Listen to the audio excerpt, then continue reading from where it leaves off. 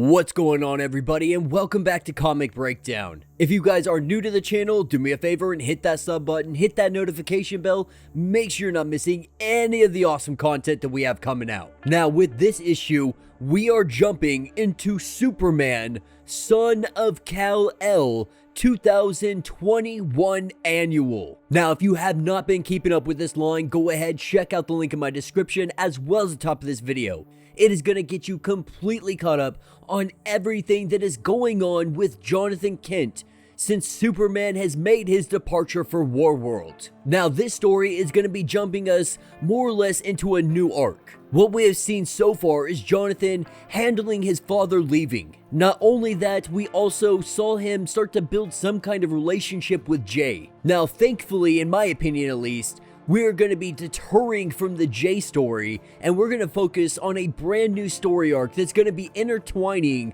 with President Bendix and everything that he has been doing throughout this entire line. And so with that being said, let's dive into this breakdown. Alright gang, so right now we are picking up in Metropolis. Picking up back in the day, we have Superman aka Clark Kent going against his nemesis, going against Lex Luthor. Not only Lex Luthor, he is going against Metello, begging Metello to stop, begging Lex Luthor to make him stop, saying that he could stop all of this if he wanted to, having kryptonite out, using it as a weapon against Superman. Lex Luthor saying that he could stop it, but he is not going to. That he will make it look like he's going to stop this, make it look like that for the onlookers. But the reality is, he has been waiting for this day. He has been waiting for the day that Superman falls, to finally rid this city, to rid this world of Superman. This is the day that he finally kills Superman. And this is everything that Clark needed to hear. With him talking to Bruce, making sure that that is everything that he needed. With Metello turning into Martian Manhunter, or Martian Manhunter transforming back into his regular form. This was all a ploy. This was all a trick to get Lex Luthor to believe he had the upper hand, to get him in confessing to everything that he is wanting to do, for all of his conspiracies, for trying to kill Superman. And now Batman, he recorded all of that through his lenses. He has Lex Luthor recorded saying that he wants to kill a national treasure. Not only that, that he has been behind all of this going on, telling Lex that this is all over. We see Superman moving at super speed, and he removes Lex's suit in an instant, saying that this is done, this is over with,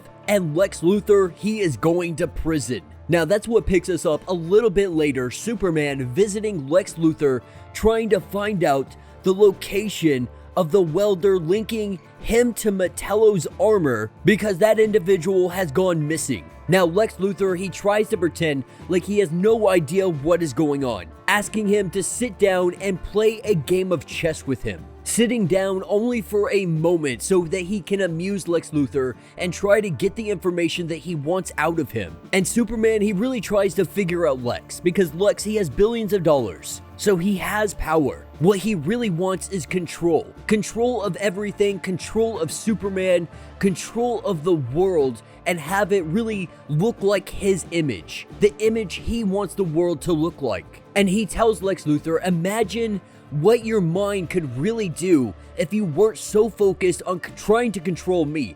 Imagine what we could be if there would be a team up of Superman and Lex Luthor. Look how much we could accomplish if we did this together. Now, of course, this has crossed Lex Luthor's mind at least more than once. The infinite reach the two of them, with their powers combined, could truly accomplish. But this is when one of the guards comes in and lets them know that Batman found the guy in a pretty beat up shape, but found him nonetheless. Superman telling Lex Luthor that he no longer has time for his games and he is going to leave, with Lex being completely irate, not wanting Superman to turn his back on him, wanting him to come back and finish this chess match. Superman walks away, leaving the cell, not saying another word. But that's what's going to take us to the house of Lois Lane. Jonathan had gone outside to look as far as his eye could see, scanning the entire sky, unable to see his father.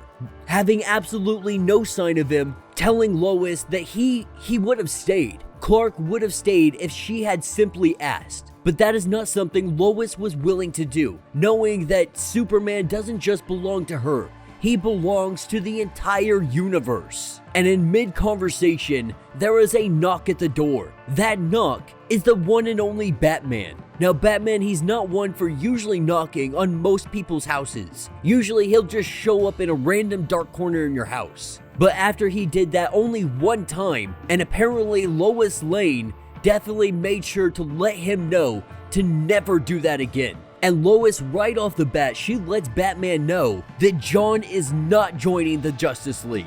But that is not why Batman has come here today. The reason he has come is because once Clark left, there was something left behind, a message left behind for Jonathan, revealing a crystal, letting him know that there is only one place he can read this message. Jonathan already knowing that that is the Fortress of Solitude. And so Jon, he heads off up into the Arctic. On his way up there, he sees a polar bear that appears to be having issues staying on some ice that isn't melting and falling into the ocean. And so obviously this polar bear needs a little bit of help. He decides he's going to help it out a little bit. Grabbing the polar bear, dropping it outside of the Fortress of Solitude, bringing it some berries for it to eat. Letting the bear know that he gave it some solid ground, he gave it some berries, but he is going to have to do the rest from here because there's no way that Superman's going to club a baby seal for this polar bear, that he's gonna have to go out there and hunt on his own. You know, obviously we don't think that the polar bear can actually understand him.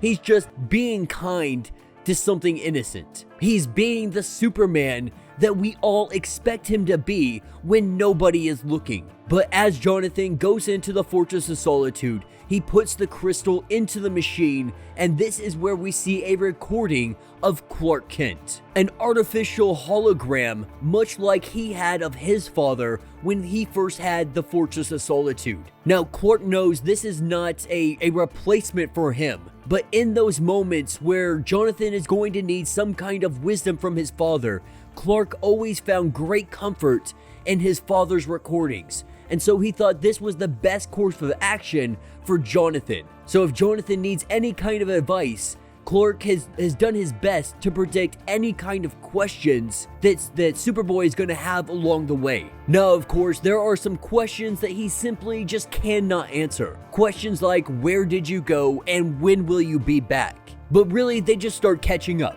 figuring out what's going on with everything, telling him, you know, he found a new polar bear friend, he thinks he's gonna name it Gale, and then he starts worrying about climate change, because that's been a big topic for Superboy, for Jonathan, that he's been worried about. You know, Jonathan's been concerned about it. It's one of the reasons that he helped this polar bear.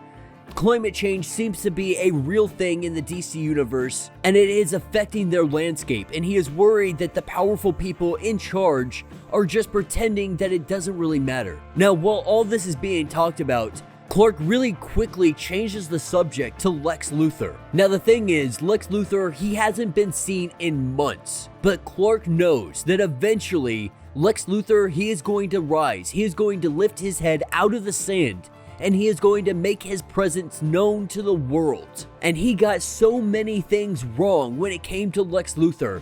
He is worried that Jonathan might make the same mistakes, and so he is here to give him guidance so that that does not happen. Now, this is where we pick up elsewhere. Going from Star City to Gotham to Bloodhaven, we have all of the underworld criminal bosses getting a package in the mail. A package with a tablet on the inside. As they open up these packages, it is revealed to be Lex Luthor on the tablets. And he is letting them all know that he is back in business. And last week, the president of the Coast City Bank, he had a stroke. Him being sure that everybody has heard about this. A minute before his stroke, he had a meeting with Lex Luthor. They had a disagreement. The president of the bank did not want to see things Lex Luthor's way, and so Lex Luthor is implying that he gave this guy a stroke. And he lets all of them know that as soon as they open this package up, they had already had a death waiting for them.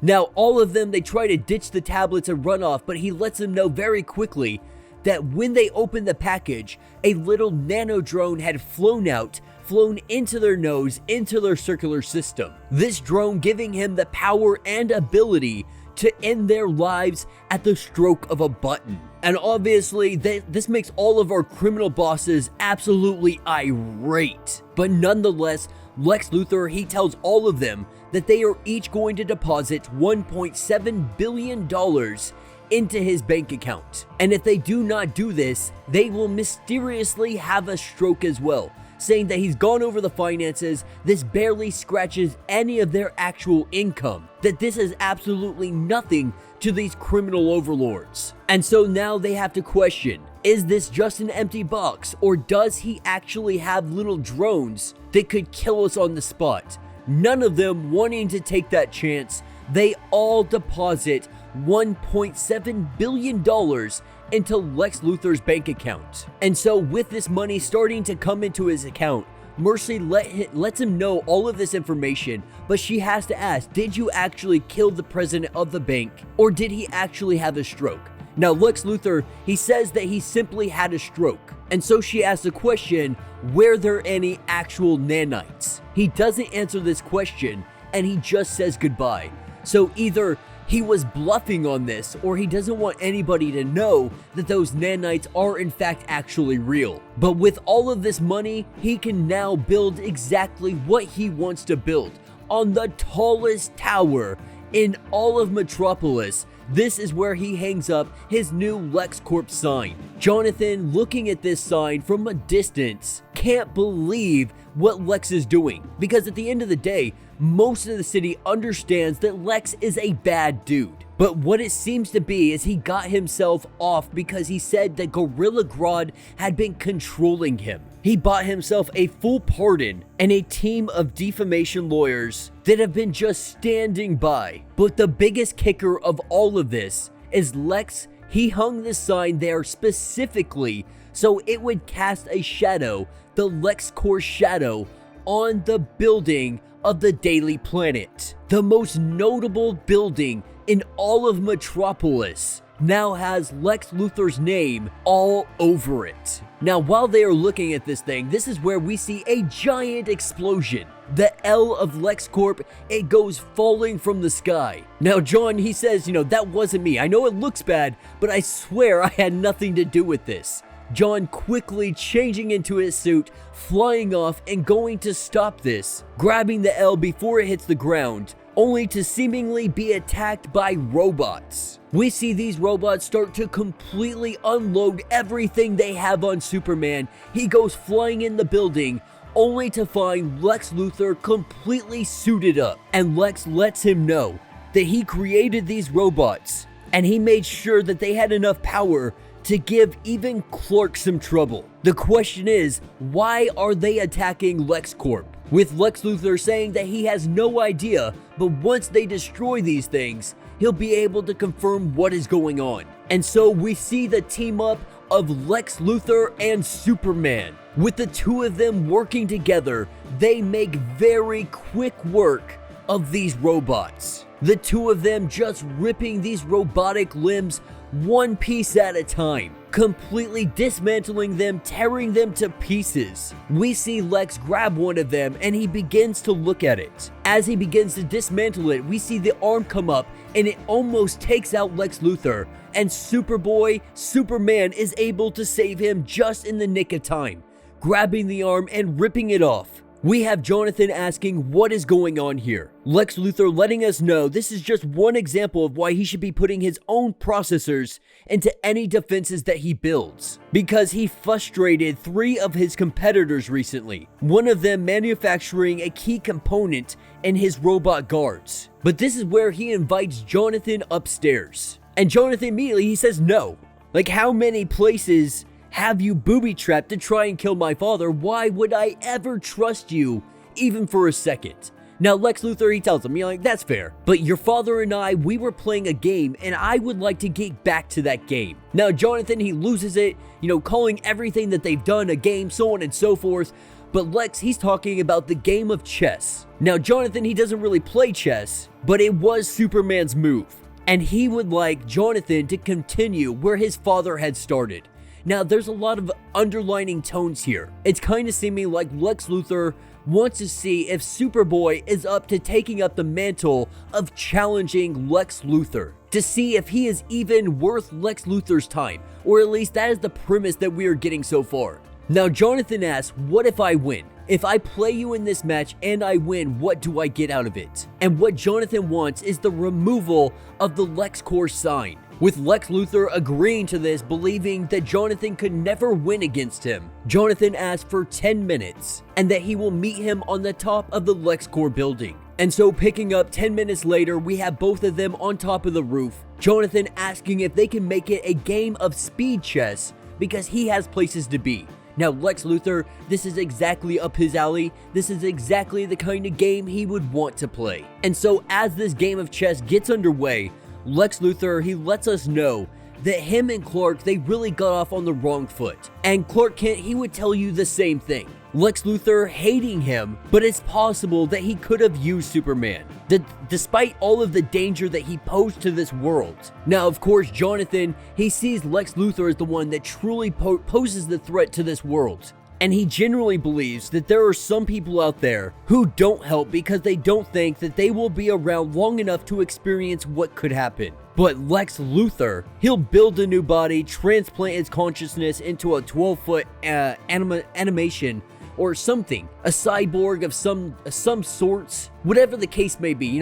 Jonathan doesn't presume to know what goes on in Lex Luthor's head, but it's gotta be something up that alley. There's gotta be a way Lex Luthor plans on preserving himself for the rest of eternity and making himself immortal. The point being, Lex Luthor will still be here if the world changes. And he is not stupid enough to think rocketing off and terraforming another planet is the answer, especially when this planet is so miraculous. So it's in his self-interest to help this world. And what Jonathan wants him to do is use all of his power, use all of his control, use all of his influence and intellect to make this world a better place. And with this chess match coming to an end, we see that it is Superboy, Jonathan, who puts Lex Luthor in checkmate. Now, of course, this completely shocks Lex Luthor, or at least that is what he is playing it off as. We can't tell if this is sincere, because at the end of the day, this is freaking Lex Luthor. And this all could be a ploy to try and get Jonathan more on his side. But Lex Luthor, he asked Jonathan, how? How were you able to beat me? And the truth is, Jonathan is very fast.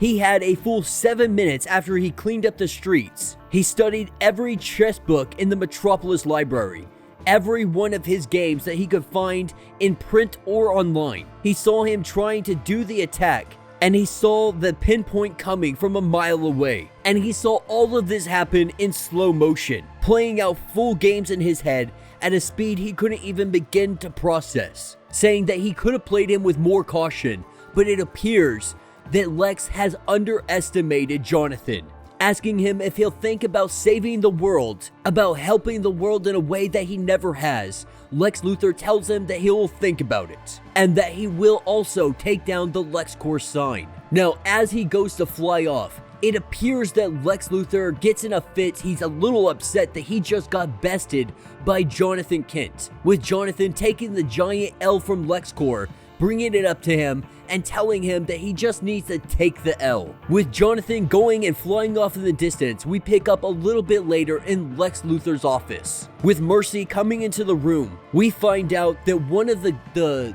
criminal underlords, they miraculously died from a stroke. And so he appears to have done something against Lex Luthor. And those nano drones that were inside their bloodstream, they must have still been there. And so he wasn't bluffing, he in fact was actually telling the truth. But Lex Luthor, he pulls one thing out of the conversation that he had with Jonathan, that the world is in need of saving. And so he wants to call President Bendix, President of Gamora, and he is ready to discuss the Rising. And that will be the end of this issue. So let me know what you guys think down in the comments. Alright, so right off the top, I want to say, if Lex Luthor actually lost that chess match, I'm going to be a little bit upset. I don't care how much that Superboy was able to read, how many books he read, super speed, it does not matter. Because we are talking about the super genius Lex Luthor. The man is a walking encyclopedia of every single thing, and he has the experience to back all of this up, winning chess tournaments all the way back to when he was 6 years old. So the idea that Jonathan Kent was able to best Lex Luthor in a chess match is absolute freaking baloney. And I can only assume that either Tom Taylor is insane, or he is planning for Lex Luthor to be plotting behind him the entire time, letting Jonathan get the upper hand, making him think that he might be a little bit smarter. Lex Luthor truly playing his genius card and playing as if he's going to be on the side of Superman, as if they're going to have some kind of team-ups. It's even possible that all of this today was demonstrated, or was a demonstration to make Superboy believe that Lex Luthor might be on his side. Now, this could very easily just be one of his competitors being upset that he stole $1.7 billion from them, and that's the reason this attack happened. But I have to believe more than likely that Lex Luthor, he's got something much bigger at play here, and that bringing Superboy along, letting him win in a chess match, it all has something to do with it. With Superman now being gone, he is going to try his best to possibly get Superboy on his side and use him as some kind of weapon against what is to come, against whatever is going to happen, whatever Lex's overall plot is going to be. But this new story arc, this new direction, bringing in Lex Luthor, it has me very excited about this line to see where it's going and the true potential of what lies ahead. But yeah, let me know what you guys think down in the comments. If you have not yet, do me a favor, hit that sub button, hit that notification bell, make sure you're not missing any of the awesome content we have coming out, and until the next breakdown.